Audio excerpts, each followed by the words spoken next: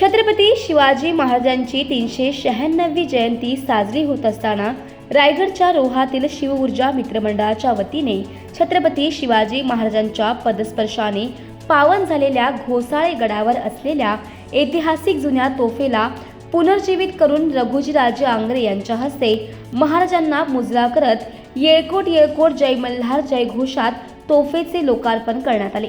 यावेळेस घोसाळे गडावर असलेल्या पाण्याच्या टाक्या, गडाचे टकमक टोक आणि या ठिकाणी असणारे पाण्याचे डोह तसेच परकीय सेनेवर लक्ष ठेवण्याकरिता छोटे झरोके आहेत। त्याचबरोबर गडाची तबक्कम अशी तटबंदी आणि यातून चोरवाट या ठिकाणी आपल्याला पाहायला मिळते।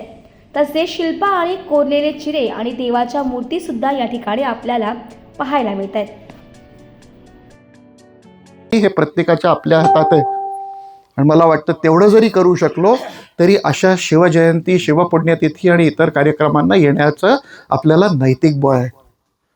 नाहीतर 19 तारखेला आपण शिवाजी महाराजांचं नाव घ्यायचं आणि 20 तारखेला भगवा झेंडा जर मातीत पडलेला असेल तर आपण ती छत्रपती शिवाजी महाराज किंवा त्यांच्या मावळ्यांकरता केलेली दाखवलेली अनास्था असेल। हा झेंडा फडकवणं हे फक्त अभिमानाची गोष्ट नाही आहे, तर ती जबाबदारी आहे। त्याचं पावित्र्य राखणं ही आपली जबाबदारी आहे आणि ते पावित्र्य जपणं ज्या वेळेला आपल्या रक्तात भिनेल त्यावेळेला आपण महाराजांच्या विचाराशी एकनिष्ठ आहोत असं मानायला आपल्याला संधी आहे। आपण एवढं जरी करू शकलो तरी मला वाटतं आपण स्वराज्याकरता आपला मन नाही तर कण उचलला एवढं काहीतरी आपल्याला बोलता येऊ शकतं। मागच्या अनेक पिढ्यांनी हा वारसा जपलेला आहे आपल्याला, आपण त्याचे ट्रस्टी आहोत। कावड जी असते ती फक्त खांद्यावरून वाहून दुसऱ्याच्या खांद्यावर द्यायची असते, ती मधल्यामध्ये पाणी प्यायचं नसतं। हा आपल्या इतिहासाचा ठेवा आहे, ही आपली कावड आहे। ही पुढच्या पिढीकडे हस्तांतरित करायची असेल तर ही सुस्थितीत राहणं, सुस्थितीत ठेवणं ही आपली जबाबदारी आहे।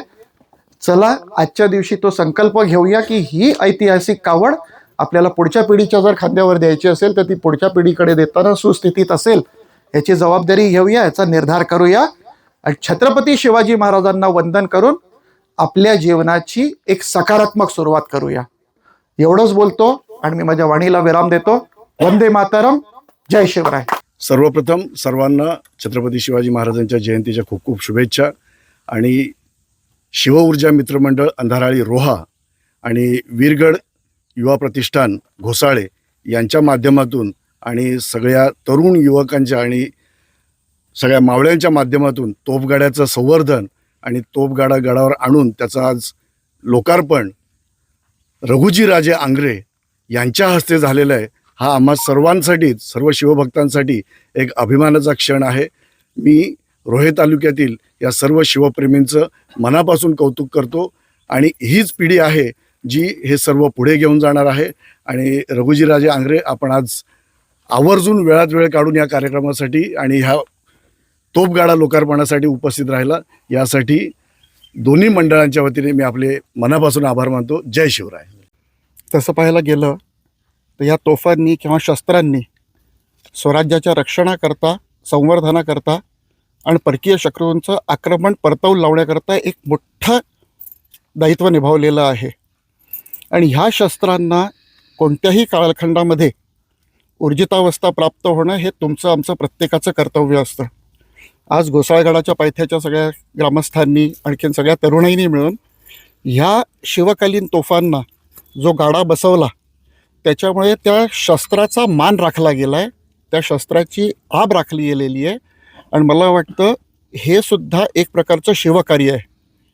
स्वातंत्र्यपूर्व काळामध्ये किंवा स्वराज्याच्या कालखंडामध्ये ज्याप्रमाणे अनेक ज्ञात अज्ञात वीरांनी, मावळ्यांनी स्वराज्य रक्षणाकरता काम केलं, तसंच शिवाजी महाराजांनंतर 350 वर्ष उलटून गेल्यावर सुद्धा आज आमच्या दख्खनेतले मावळे तेवढ्याच सक्षमपणाने आपला वारसा जपतात आहेत, हे पाहून अतिशय आनंद झाला।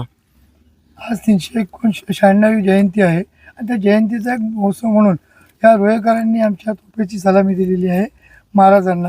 अशातच आपण या ठिकाणी आलेल्यात, कसं वागतं आणि काय वाटतंय? मला माझ्या पूर्वजांशी माझी नाळ जोडल्यासारखं वाटतंय, कारण हेच गड किल्ले होते ज्यांच्या आधाराने स्वराज्य वाढलं, टिकलं, आणखीन फोफावलं। ह्याच दख्खनेच्या गडांच्या जोरावर छत्रपती शिवाजी महाराजांनी औरंगजेबासारख्या सर्व सत्ताधीशाला सुद्धा नमवलं आणि आदिलशाही, निजामशाही, कुतुबशाही, इमादशाही अशा 4 पातशाह्यांच्या उरावर टिच्चून स्वराज्य वाढवलं. त्यामुळे हे गड किल्ले फक्त दगडांच्या इमारती किंवा इमले नाहीत, तर हे स्वराज्याचं मनोरथ आहे, जे छत्रपती शिवाजी महाराजांच्या पावन पादस्पर्शाने पवित्र झालेले आहेत.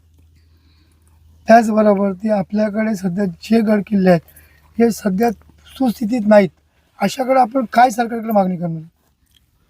सरकारकडे ह्या गडकिल्ल्यांचं दुरुस्ती व्हावी, संवर्धन व्हावं अशी तर मागणी आहेच.